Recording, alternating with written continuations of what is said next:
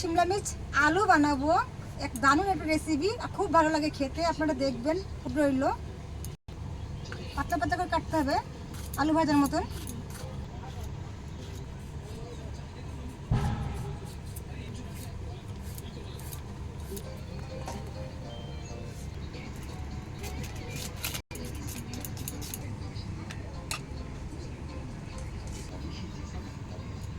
কড়াইটা বসিয়ে দিয়েছি এখানটায়।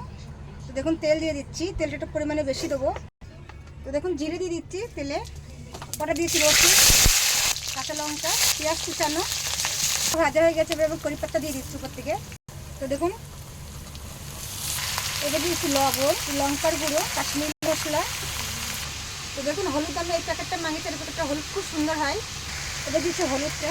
তরকারিটা হয়ে এসছে, তো আমি এখানে দিয়ে দুটো টমেটো কুচানো হালকা মিক্স করে নামিয়ে নেবো। এটা ফ্রাই করুন। কত সুন্দর হয়েছে তরকারিটা, রুটির সাথে কি পরোটার সাথে কি ভাতের সাথে খেতে পারেন আপনারা। কত সুন্দর হয়েছে তরকারিটা, দেখতে কত সুন্দর লাগছে।